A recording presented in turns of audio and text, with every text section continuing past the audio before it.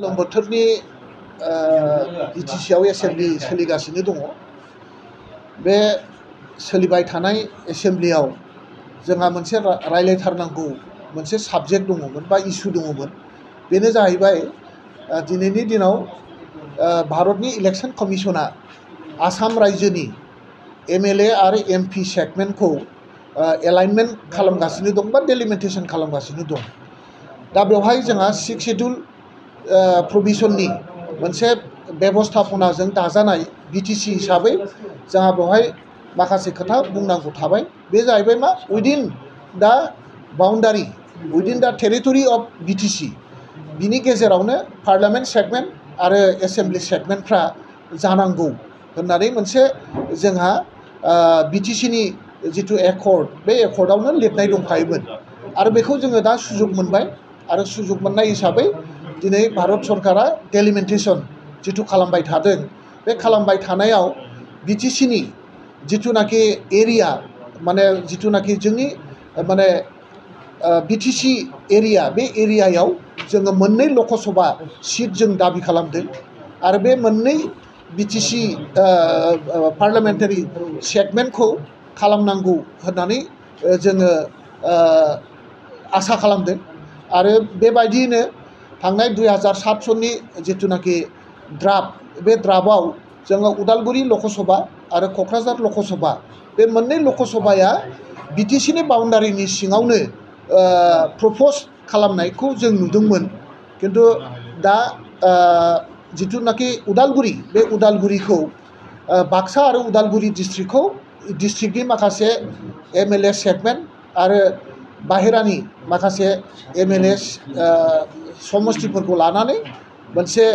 गोदानै parliamentary seat create खालामनो थाखाय प्रप'जालखौ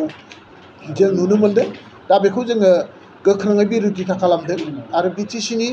सिङावनो मोननै जोङो पार्लियामेन्टारि सेगमेन्ट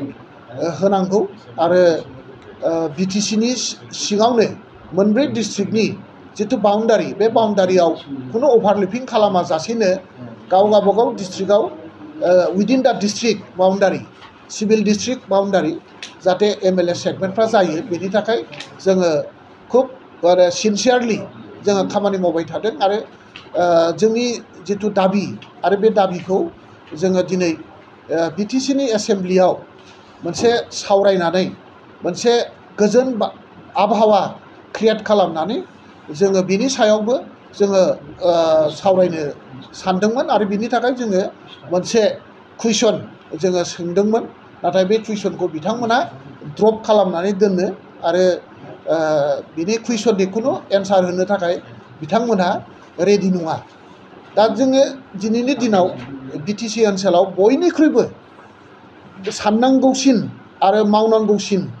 बा बयनिख्रुइबो इम्परटेन्ट इस्यु होननानै जुदि बुङोब्ला साबजेक्ट होननानै जुदि बुङोब्ला बे डेलिमिटेशन। दा बे डेलिमिटेशननि सायावनो जोङो जुदि फंसेबो सावरायनाय जाया आरो जुदि जोङो फंसेबो सावरायनानै जुदि जोंनि गांनाय उखैनाय जोंनि बिटिसि जिथु कनस्टिटिउसनेल जिथु प्रभिजन सांबिधानिक जिथु मर्यादा आरो सांबिधानिक जिथु प्रभिजन बे प्रभिजनखौ रैखा होनायनि थाखाय सावरायनो नागिरोब्ला बेखौ सावरायनो हाया होननानै बुंनाया बे खोब दुखुनांथाव जादों आरो बिनिख्रुइ आरो दुखुनांथावसिन बाथ्रा खुनु थानो हाया होननानै जोङो साननानै बिपिएफ राजनितिक दोलोनिफ्राय बिनि सायाव जोंहा बुंथारनांगौ दङ मावथारनांगौ दङ सानलायथारनांगौ दङ होननानै जोङो दिनैनि बे एसेमब्लिखौ नागारनानै जोङो बाहेरायाव जानगारनानै थानाय जादों। फरेस्ट रयेल्टि ओमफ्राय ट्रेन्सपर्टनि जिथु रेभिनिउ कालेक्सन जायो बा एनि मेसेलेनियास रेभिनिउ कालेक्सन बे रेभिनिउ कालेक्सनफोरखौ दा बबे एक्सचेकाराव बा बबे एकाउन्टआव सोनाय जायो जों बिनि प्रश्नखौ जोङो सोंदोंमोन आरो जों मोनथिनायाव दिनैसिम जिथुनाखि ट्रेन्सपर्ट डिपार्टमेन्टनि जिथु रेभिनिउ कालेक्सन बे रेभिनिउ कालेक्सना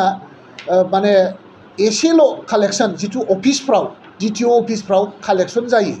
डाइरेक्ट ट्रेन्जेक्सन जायो बेवहायल' जोंनि बिटिसिनि प्रिन्सिपाल सेक्रेटारिनि एक्सेकाराव जमा जायो होननानै जों मिथिगौ बिनि बागै जायफोर अनलाइनाव पेमेन्ट खालामो जायफोर अनलाइनाव टेक्स पे खालामो बेफोर पेमेन्टनि जिथु माने लिंकेज बे लिंकआ डाइरेक्ट स्टेट गभर्नमेन्टनि जिथु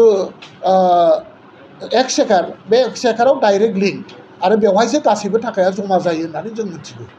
दा बिदिनो फरेस्ट डिपार्टमेन्टनियाबो जायफोर मेनुवेलि पेमेन्ट खालामो बे मेनुवेलि खालामनाय पेमेन्टफ्रा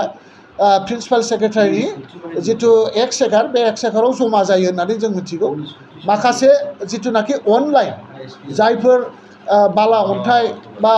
दंफां जायफोरखौ कनस्ट्राक्सन मेटेरियेल्स हिसाबै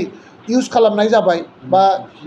फानहरनाय जाबाय बेफोरनि जिथुनाखि रयेल्टि जमा बे रयेल्टि जमाया अनलाइन जमा जायो आरो अनलाइन जमा जानाय लोगो लोगो डाइरेक्ट लिंकआ स्टेटनि एक्सेकाराव जमा जायो होननानै जोङो मोनथिनो मोनदों दुर्भाग्यजनक दिनैहाय बिटिसियाव खामानि मावनाय जायफोर साखरियालफोर जोंनि MCLA बिथांमोन जिथुनाखि मान्थलि जिथु अनारियाम जिथु मोननांगौ बेफोरखौबो दिनै जोङो रेगुलार हरनो हायाखै आरो बेफोर पेमेन्टखौ बा बिटिसिनि साख्रि आवलानि पेमेन्टखौ मिसेलेनियास रेभिनिउ कालेक्सननिफ्रायनो बिटिसिनि माखासे कन्ट्राक्चुवेल साखरियालफोरनि जिथु पेमेन्ट बे पेमेन्टखौ मिसेलेनियास रेभिनिउ कालेक्सननिफ्राय पेमेन्ट खालामनाय जायो दा बेफोरखौबो रेगुलार जों दा मोननो हाया माने बोसोराव माने 6 मास 8 मास 4 मास बेबादिजोंसो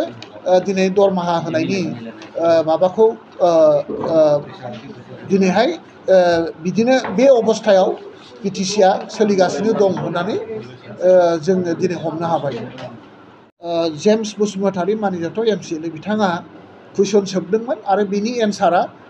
7 नं माबायाव एन्सार होदों बिथांमोना आरो बे एन्साराव जों नुनो मोनबाय माने सासेबो आसामनि डाइरेक्ट रिक्रुटमेन्ट बर्डआव सेलेक्सन जानाय केन्डिडेटआ जोंनि बिटिसिनि ट्रेन्सफार्ड साबजेक्टआव फिलआप जायाखै होननानै बिथांमोना होदों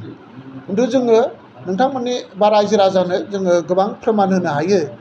जे बिटिसिनि ट्रेन्सफार्ड साबजेक्ट बे ट्रेन्सफार्ड साबजेक्टफोराव दिनै बै डाइरेक्ट रिक्रुटमेन्ट जिथु आसाम सोरखारा लादों बेनिफ्राय गोबां केन्डिडेटफ्रा दिनै बिटिसियाव माने एपइन्टमेन्ट लानानै बिथांमोना जइन लानानै दिनै बिथांमोना खामानि मावगासिनो दं आरो